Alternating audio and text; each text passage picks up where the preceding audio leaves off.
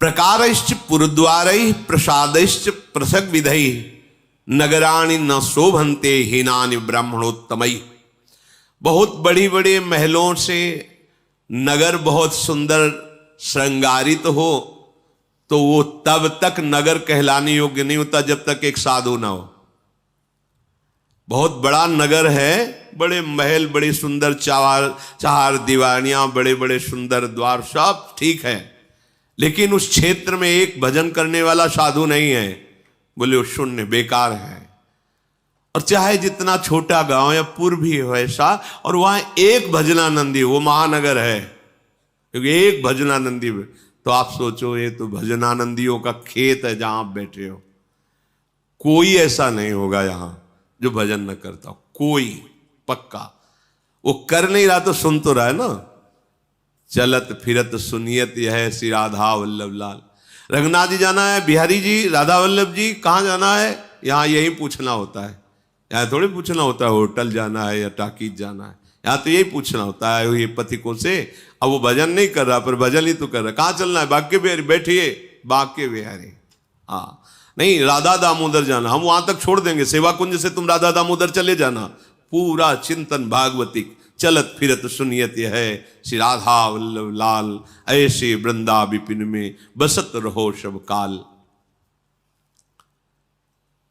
हे युधिष्ठिर, जिस नगर में एक भी संत रहता है, भजन करने वाला रहता है, वो पूरे नगर को तार सकता है।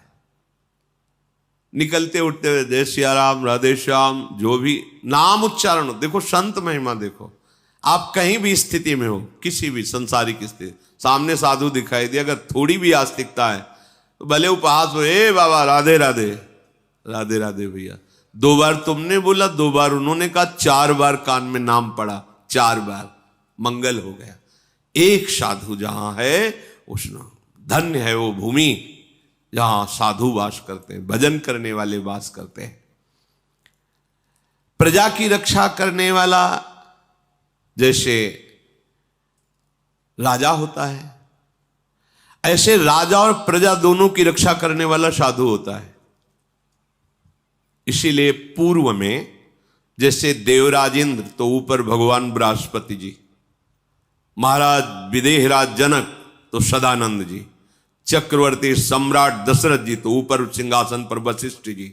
जहां भी देखो राजा के ऊपर महाराजा बैठा मिलेगा, एक साधु बैठा मिलेगा जो राजा और प्रजा दोनों की रक्षा करता है। मार्कंडे जी कह रहे हैं प्रजा की रक्षा करने वाला जैसे धार्मिक राजा होता है, तो प्रजा और राजा दोनों की रक्षा साधु से होती है।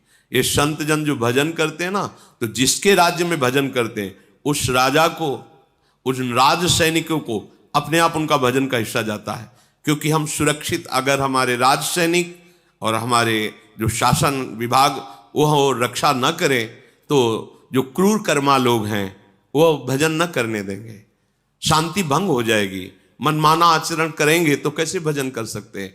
उनकी सुरक्षा है, जहां हम खड़े भी नहीं हो सकते, हमारी सामर्थ्य नहीं है, वहां वो अत्यंत कष्ट सह करके पहाड़ों पे जहां ऑक्सीजन सही नहीं मिल रहा, भीषण बर्फबारी हो रही, वहां वो खड़े हैं केवल हमारी सुरक्षा के लिए, कि हमारे देश के अंदर कहीं कोई ऐसा अपवित्र भाव वाला, हिंसक भाव वाला कोई प्रवेश न कर जाए, हमारे देशवासी सुरक्षित रहें। तो चाहे गुफा में भजन करो, चाहे समाज में भजन करो, भजन का हिस्सा उनको पहुंचता है, क्योंकि वो रात दिन सुरक्षा में लगे हुए हैं। तो वो कह रहे हैं कि जैसे प्रजा की रक्षा राजा करता है, ऐसे राजा और प्रजा दोनों की रक्षा साधु करता है। जिस नगर में, जिस गुफा में, जहां भी संत भजन कर रहे हैं, ये न समझे कि इनका तो जीवन बेकार, समाज के काम नहीं आ रहे। नहीं, उनका किया हुआ भजन अपने आप विभाजित होता है। भिक्षा देने वाले को, वस्त्र देने वाले को, वास व्यवस्था करने वाले को, प्रणाम नमस्कार करने वाले को, राजा को, राज्य शासन विभाग को वो जाता है, तभी तो मंगल होता है। ये जो बड़े पापाचरण होने पर भी सर्वनाश की स्थिति नहीं आती, उसका कारण ये भजन, जिस दिन भजन करने वाले महात्मा अंतर ध्यान हो जाएंगे, हाहाकार मच जाएगा। क्योंकि फिर दैवी शक्तियां अपने आप, जब वर्षा होनी तब होनी नहीं है, जब नहीं होनी चाहिए तब होनी है, फसल पकी खड़ी है, ओले गिर रहे, मतलब हर प्रकृति उल्टी हो जाती है। पृथ्वी में बड़े तीर्थों का वर्णन किया गया है, पर जो नाम जापक उपासक हैं, नाम कीर्तन करते हैं, भगवत चरणारविंद के आश्रित हैं, इनके जैसा कोई तीर्थ नहीं। मुद मंगल में संत समाजू, जो जग जंगम तीर्थ राजू। ये चलते फिरते तीर्थराज प्रयाग है। दरस परस अगनास, बास निज संग करो दिन। तीन मुख हरिजस सुनत, श्रवण मानोनत। इनके दर्शन से, इनके स्पर्श से, इनके संभाषण से, इनके वचनों के सुनने मात्र से बड़े बड़े पाप नष्ट हो जाते हैं। पुण्य तीर्थों का बहुत वर्णन है, जहां स्नान दान और नियम पूर्वक करने पर उसका फल मिलता है। पर जो नाम कीर्तन करने वाले हैं, नाम जप करने वाले हैं, भगवद आश्रित जन है, इनके दर्शन से, इनके स्पर्श से, इनके वार्तालाप से जैसी पवित्रता होती है, वैसी तीर्थों से नहीं। तीर्थी कुर्वन्ति तीर्थ, ये तीर्थों को भी पावन कर देते हैं। गंगा अवतरण प्रसंग में आता है, भगीरथ जी से भगवती गंगा जी कहती है कि माना कि महादेव जी अपने जटाओं में रोक लेंगे, पर भूतल में जब मैं जाऊंगी तो पापाचारी लोग मेरा स्पर्श करेंगे, अवगाहन करेंगे, मैं मलिन हो जाऊंगी, तो मेरे को पावन कौन करेगा। तब भगीरथ जी ने कहा, जो साधु हैं, समदर्शी हैं, शांत हैं, निरंतर भगवत परायण हैं, वो हे गंगा जब आपका स्पर्श करेंगे तो आप निष्पाप हो जाओगी। गंगा पापम शशि तापम दैन्यम कल्प तरुष तथा पापम तापम तथा दैन्यम हरति साधु समागमा। मात्र एक संत संग से तीनों काम हो गए। गंगा जी पाप का नाश करती, चंद्रमा शीतलता प्रदान करके ताप का नाश कर, ये सब ताप पाप दरिद्रता जैसे कल्पतरु दरिद्रता नष्ट करता है, साधु संग दरिद्रता नष्ट कर देता है। क्या, जब आपको भगवान नाम में प्रीति होगी तो आप सबसे बड़े धनी हो गए। कबीरा सब जंग निर्धना, धनवंता नहीं कोई, आप धनवान हो गए। राधा राधा राधा परम धन राधा नाम, तो खत्म हो गई दरिद्रता, घिघियाना, बार बार विषय भोगों की याचना करना, और दैहिक दैविक भौतिक ताप। जहां भगवान का चिंतन, भगवान की लीला कथा, वहां इनका प्रवेश ही नहीं होता। नाम जब चल रहा है, अब कौन पाप ताप तुम्हें छू सकता है। तो कह रहे तीर्थों का बहुत वर्णन है शास्त्रों में, पर यदि कहीं भगवत आराधक संतों का संग मिल जाए, नाम कीर्तन हो रहा है, नाम जप हो रहा है, भगवत कथा हो रही, बोले तत्काल निष्पाप कर देता है। तत्काल संत दरस जी में पातक टरे। बड़े भाग से जब संतों का संग मिलता है, बस वहां अभिमान न करे, वहां ज्यादा अपनी बुद्धि न चलावे, भगवत भाव से बड़े भाग्य मिले, आज मुझे संत समागम मिला, ऐसा। साधु संग मपूतेन वाक्य भाषित वारिणा पवित्रीकृत मात्मानम संतो मन्यन्ति नित्यशः। मार्कंडेय जी महाराज श्री युधिष्ठिर जी से कहते हैं कि सत्संग से जैसी पवित्रता आती वैसी कहीं से नहीं। पर एक फिर बात, डिबिया में ही पारसमणि रखी हुई है, कहीं दूर नहीं, और डिबिया लोहे की है, पर बीच में रुई का पर्दा है, त्रिकाल में भी सोना नहीं बन सकती। नहीं तो स्पष्ट लिखा हुआ है सेवकवाणी में, आलय बन बसत संग पारस के आयस माने लोहा कनक समान भयम। लोहे ने कौन सी तपस्या की भाई, कौन सी साधना की, पारस के स्पर्श मात्र से सोना बन गया। पारस ये देखती है क्या कि उत्तम आचरण करने वाले घर का सोना लोहा है, या ये किसी हिंसात्मक वृत्ति करने वाले के घर का लोहा है, नहीं देखती। बस छूते ही दोनों को सोना बना देगी। पारस गुण अवगुण नहीं चितवत, कंचन करत खरो, तुरंत उसे सोना बना देगी। पर रुई का पर्दा, कपट का पर्दा, अहंकार का पर्दा फिर पास रहते हुए भी नहीं हो पाएगा पक्का। इसलिए समझो, आपको अगर वृंदावन धाम मिला है, महापुरुषों की वाणी सुनने को मिले, ये साधु संग मिला है, कहां बैठे हो, मतलब कितने आनंद का विषय है कि प्रभु ने मुझे अपना माना, कैसा संग दिया। केवल रहने से, सुनने से आपके हृदय में भक्ति अंकुरित हो जाएगी। यहां तो भक्ति नृत्य कर रही है। भगवत प्राप्ति वृंदावनवासी के लिए कोई प्रश्नवाचक बात है क्या? नहीं नहीं, जय रेणु पर मरिबो मंगल है। हम शरीर छूटा, कुछ नहीं किया, पूरे जीवन गृहस्थी में रहे। परिवार के सदस्य जब वृंदावन वास करने तो उनको असंतुष्टता हुई, पर उनका शरीर से प्रकट हुआ पुत्र वृंदावन, तो चमत्कार लाडली जू का कि गिरे, बेहोश हुए, वृंदावन उठा के ले गए चंद दिनों में शरीर। हम तो यार तरसते हैं इस बात के लिए कि कहीं ऐसा ना हो कि कोई रोग का ऐसा कि भैया अब ले चलो इनको दिल्ली बंबई, तो कभी ऐसा ना हो। हम तो मांगते तरसते हैं कि जब हो तो इसी रज में हो। देखो, जो मांगा नहीं, जाना नहीं, चाहा नहीं, विरोध भाव किया, लेकिन अंश है इस वृंदावन में तो घसीट लिया और परम कल्याण। आप यहां रह रहे हो, आपके कल्याण में कोई दिक्कत होगी, बस अन्य आश्रय मत रखना। ये हमारी बातें थोड़ा कम समझ में है, अन्य आश्रय मत रखना। हम किसी और को इतना अधिकार न दे दें कि हमारे लक्ष्य पर बाधा खड़ा कर दे। भाई ये ध्यान रखना, यहां मरने मात्र से भगवत प्राप्ति, ये धाम है, परम धाम है श्री जी का। सत्संग से जितनी पवित्रता होती उतनी किसी अन्य तीर्थों से नहीं। सत्संग परम पवित्र, भगवान ने भी अपनी वाणी से कहा है, व्रतान यज्ञ छंदांस तीर्था नियमा यमा यथा वरुण देत सत्संगा। श्री भगवान की वाणी, सत्संग से बढ़कर। पर बस फिर वही बात कह रहा हूं कि बोले फिर सत्संग का प्रभाव इसके ऊपर क्यों नहीं पड़ा? ऊसर वर्षई तरण नहीं जामा, क्या करे? फूलई फरई न बेत, बांस में चाहे जितनी डीएपी लगा दो और खूब पावरफुल पानी उसमें डालो, कभी केला लगने वाला नहीं। वो बांस है, ये बांस हृदय के जो है ना। खलऊ करें भली पाई सुसंगु और मिटे न मलिन स्वभाव अभंगु।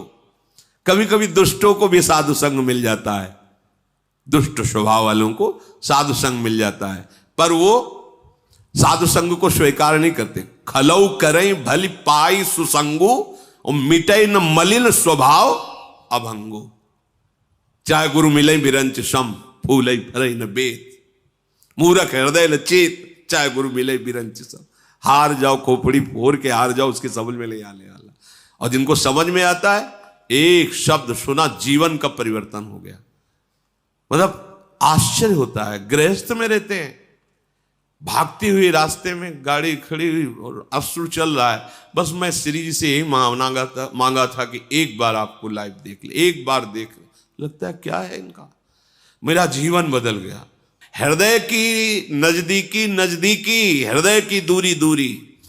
अब हमारे समीप तुम्हारा शरीर है, हृदय दिए हो भोगों को, रंग नहीं चढ़ रहा, दूर है भोगों में। हृदय दिए हुआ हमारे वचनों से वो अश्रु चल रहे, वो कह रहा जीवन बदल गया। ये सत्संग मिला और तुम्हारा परिवर्तन नहीं हुआ, ये तो मतलब बड़े आश्चर्य की बात है कि अमृत वर्षा और आप जीवित नहीं रहे। बड़ी विचित्र बात है। साधु समागम और आपका परिवर्तन नहीं, मतलब ये सर्वाश्चर्यमय बात होती है। पर वो इसीलिए नहीं होती कि आप परिवर्तन नहीं करना चाहते। देखो कह रहे साधु संग मपूते न, साधु संग जैसा, पूत माने होता पवित्र करना, साधु संग जैसा पवित्र करने वाला कोई है नहीं। एक सत्संग आपका परम कल्याण करा दे, यदि उस पर आपकी स्थिति हो जाए, आचरण उतारने को हो जाए। साधु संग मपूते न वाक्य, काहे से? वाक्य सुभाषितम, उनकी वाणी को केवल आप मान लीजिए, बस सामर्थ्य उसी में बैठी हुई है, उनकी वाणी में। पवित्रीकृत मात्मानम, किसी और तीर्थ में गोता लगाने की जरूरत ही नहीं है। आत्मस्वरूप से तुम स्थित हो जाओगे, परम पवित्र हो जाओगे। संतो मन्यन्ति नित्य सा, जो सदैव संतों की ऐसी मान्यता करते हैं। आहा, जैसे हम त्रिवेणी संगम में जाए, आहा आज मुझे संगम में स्नान करने को मिलेगा, ऐसे आहा आज भगवान की कृपा। जैसे हनुमान जी को देख करके विभीषण जी कृतकृत्य हो रहे, अब मोहि भाव भरोस हनुमंता, बिनु हरि कृपा मिले नहीं संता। जो प्रभु मोहि अनुग्रह के हा, तो तुम आई दरस हट दीन। आज मैं कृतकृत्य हो गया, आज विश्वास हो गया कि भगवान की कृपा हमारे ऊपर है, आपका संग मिला, मेरे ऊपर अनुग्रह। ये यहां हम महत्व विषयों का दे रहे तो कैसे बात बनी, कैसे समझ में आएगा। त्रिदंड धारणम मौनम जटाभारोथ मुंडनम वल्कलाजिन संवेष्टम व्रतचर्याभिषेचनम अग्निहोत्रम वनेवासः शरीर परिपोषणम सर्वाण्येतानि मिथ्या सूर्यदि भावो न निर्मला। मार्कंडेय जी महाराज युधिष्ठिर जी से कह रहे, त्रिदंड धारण करना दंडी संन्यास, मौन रहना, सिर पर जटा धारण करना, ये संतों का स्वरूप होता है, या मुंडनम, मुंडन करवा लेना। ये दो ही बातें शास्त्र में आदेश दी गई हैं। दाढ़ी बनी हुई है, मुछ बनी हुई है, बाल रखे हुए हैं, ऐसा नहीं कहा गया। कभी दाढ़ी उसके आगे बढ़ी ही नहीं, बराबर 12 महीना वो एक ही जगह, जैसे सनक सनंदन 5 वर्ष के ही रहते हैं, ऐसा भी नहीं है। इनका काम है बढ़ना। तो कैंची से सेटिंग करना ये हमारे साधु सिद्धांत में नहीं है, यह आदेश है। जटा भारोथ मुंडनम, या तो जटा धारण किए हुए अथ या मुंडनम, दो बातें। शरीर में वस्त्र या वल्कल या मृग चर्म लपेटे रहना, और उत्तम व्रतों का आचरण करना। उसे तो त्रिकाल स्नान का आदेश है, पर 2 काल तो करना ही चाहिए, एक प्रातः और एक सायं, दोनों काल प्रायः सब साधक करते हैं। वन में रहना और शरीर को धर्म से चलाने के लिए इतना आहार देना जिससे बस धर्म से ही चले, ये सभी महान कार्य है। पर यदि भाव शुद्ध ना हो, भाव शुद्ध, दिखावा, दम, नाटक, पाखंड, किसी अन्य, वो अंदर की बात है, अन्य दूसरा प्रभावित होकर मेरी जटा को देखकर, मेरे भेष को देखकर, या मेरे मौन को देखकर, या मेरे फलाहार को, आदि आदि, तो कह रहे हैं कि वो मिथ्या सूर्यदि भावो न निर्मला। निर्मला भाव हम अपने आचार्य परंपरा के अनुसार, अपने गुरुदेव के द्वारा दी हुई उपासना पद्धति, उसके द्वारा हम भगवत प्राप्ति करने के भाव में तुम्हारी निंदा करो या तुम वंदना करो, तुम्हारा विषय, किसी दिखावे के लिए नहीं। अगर ये सब केवल दिखावे के लिए हो, दूसरों के लिए हो, भाव अशुद्ध इसी को कहा जाता है, तो बोले सब व्यर्थ हो जाता है। सर्वाण्येतानि मिथ्या सूर्य यदि भावो न निर्मला, यदि ये सब भगवत प्राप्ति के लिए नहीं है तो सब पाखंड हो जाता है, मिथ्या हो जाता है। चक्षु आदि इंद्रियों को आहार छोड़ देना कठिन माना जाता है। जैसे अब हमें इधर उधर नहीं देखना है, भोजन नहीं पाना, ऐसा ऐसा बड़े कठोर नियम। 6 विषयों का शब्द स्पर्श रूप रस गंध आदि, जो भले जो खान पान में षड्रस व्यंजन, ये सब भले त्याग दिया है, परंतु हम उसे त्याग नहीं कहते हैं। हम त्याग कहते हैं भाव की शुद्धि को। मार्कंडेय जी कह रहे हैं भोजन छोड़ दिया, ये छोड़ दिया, वो छोड़ दिया, और आपका भाव शुद्ध नहीं है, भगवत प्राप्ति का भाव नहीं है। बस एक ही भाव शुद्धि, भगवत प्राप्ति। इसके अलावा सब फिर निम्न कोट, लोकांतर की चाह भी उसे इस कोट का भाव शुद्ध नहीं कहते, क्योंकि फिर आना ही पड़ेगा। तो शुद्ध भाव का मतलब है श्री भगवान का हमें सानिध्य मिल जाए, भगवत प्राप्ति हो जाए। तो बिना शुद्ध भाव के ये सब व्यर्थ हो जाता है। जो मन, वाणी, क्रिया और बुद्धि के द्वारा पाप नहीं करते हैं, खाते पीते आराम से सोते जागते भजन, वो परम गति को प्राप्त। ज्यादा पसीना चुहाने की जरूरत नहीं, बात समझिए। ये पापानि न कुर्वन्ति मनोवाक कर्म बुद्धि भी ते तपंति महात्मानो न शरीरस्य शोषणम, शरीर को सुखा दिए, खाना पीना बंद, सब नहीं। बिल्कुल समझो, महापुरुष हैं श्री मार्कंडेय जी। मन से बुरा नहीं सोचना, गलत आचरण नहीं करने, वाणी से हम किसी को ऐसा, और क्रियाएं अशुद्ध नहीं, आराम से उचित आहार विहार, उचित निद्रा, भगवान ने आदेश किया है, युक्ताहार विहार से युक्त कर्म सुचेष्ट, उचित कर्म करते हुए, उचित धीरे धीरे जितना जीवन है वो भगवत प्राप्ति। इसमें उतावला हो कि ऐसे ये सब, ते तपंति महात्मानो न शरीर से शोषणम, शरीर का शोषण करने से बात नहीं बनती। बहुत कष्ट दे रहे शरीर को, तो तप लोग भले चले जाओ, भगवत प्राप्ति नहीं होगी। बात समझो, ऐसे क्या होगा, शरीर भाव खत्म हो जाएगा। जब सहज में चलोगे ना तो शरीर भाव ही खत्म हो जाएगा, और तप करोगे ना तो इसमें ध्यान रहेगा, तो आपकी तपस्या तो होगी पर शरीर भाव बना रहेगा। तो बात कैसे बनी, ब्रह्म भाव प्राप्त करना है, बहुत समझना। इसीलिए ये जो वृंदावन उपासना है बड़ी सरल उपासना, ध्रुवदास जी ने सिद्धांत विचार लीला में कहा कि माखन से माखन मिले तो ठीक होता है, कठोर नहीं। ये जो कठोर उपासना उससे हृदय कठोर हो जाए, हमारी प्यारी जू के लायक नहीं रहता। तो प्यारी जू के लायक खूब नाम लीला गायन करो, जो प्रसाद मिले उसे खूब भाव से पाओ, मेरी प्यारी जू ने पाया। जब नींद लगे तो उचित समय विश्राम कर लो, बस। ए पापानि न कुर्वन्ति मनो वाक कर्म बुद्धि भी, ये बात समझना है। हमें अधर्माचरण नहीं करना है, बस मौज से रहो, मस्त रहो। कह रहे हैं ते तपंति महात्मानो, वो महान तपस्वी महात्मा है, उसको कह रहे। आगे कह रहे न शरीर से शोषणम, आग में आसपास जल में बहुत, यहां जो कह रहे हैं स्पष्ट कह रहे, शरीर को कष्ट देना, शरीर का शोषण करना मना कर रहे हैं। ये भगवत मार्ग सहज में खूब नाम जप, बस जो आदेश है उस पर ध्यान दीजिए। ये पापानि न कुर्वन्ति मनो वाक कर्म बुद्धि भी, ये सबसे बड़ी बात है। कई बार सत्संग में कहा है कि बाहर से आग ताप लेना सहज है, लेकिन जब काम जलाता है, आंख क्रोध जलाता है, उसको जो सह गया वो सबसे बड़ा तपस्वी है। अच्छा, ये जलाते कितनी देर है? अगर हम इनको आश्रय न दो, आग में फूस मत डालो, एक बार जो जली इसके बाद राख हो जाएगी। ऐसे ही काम में है, अब जहां काम वेदना प्रकट हुई तो तुम फूस क्या पेट्रोल डाल देते हो और भभक जाता है। आग में अगर आप पेट्रोलियम डालें शांत हो, राधा राधा।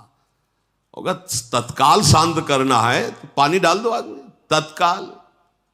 भव जल निधि को नाव काम पावक को पानी, जहां तुम्हें काम वेदना सतावे मंजीरा लेके बैठ जाओ, जो ही प्यारो करे। मन नहीं कहेगा, मन कहेगा बंद कर, इसे बंद करो आप, बस जो ही प्यारो। आज हुआ देखिए तो प्यारी रंग भरी, वहां तक पहुंचो, फिर देखो क्या चल रहा है। आंसू चलेंगे, आंसू प्रेम के आंसू चलेंगे, काम के थोड़ी चलेंगे। लेकिन नहीं, मानना ही नहीं, मानना ही नहीं। बस सबसे बड़ी बात यह कि ऐसे करना, जब मान ही नहीं रहे तो हम क्या कर सकते हैं। हमारा बस तो मानने पे चलता है, मानना नहीं तो फिर देखो, मानने से भगवत प्राप्ति होती है। भगवान सर्वत्र है। हिरण्यकश्यप कह रहा कहां तेरे भगवान? प्रहलाद जी का मानना पक्का, बोले खंबे में जिसमें मुझे बांध रखा है, इस खड्ग में जिससे तू मुझे मारना चाहता है, तेरे में है, मेरे में है वो सर्वत्र है। कहां भगवान प्रकट हो गए नरसिंह खंबा फाड़ के। मानो मानो, मानने से बात बन जाएगी। जिसने बहुत ध्यान दे, बड़े महापुरुष हैं, बड़ी सुंदर चर्चा है। जिसने व्रत उपवास आदि के द्वारा शरीर को सुखा लिया,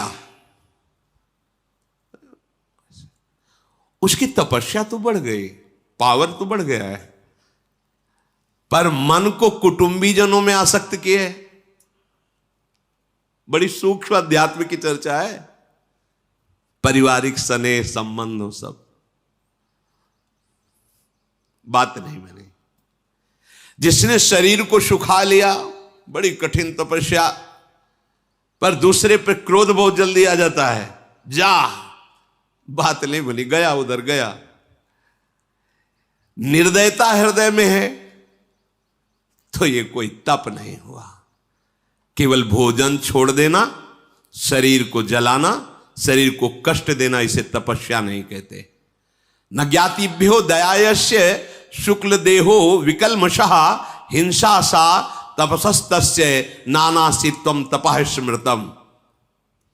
ये नहीं, नाम जप करो, सबके प्रति मंगल भाव रखो, जथालाभ संतोष सदा कहो, जो श्री जी दे दे रूखा सूखा खाओ, राधा राधा 4 दिन का जीवन, श्री जी के पास चलो।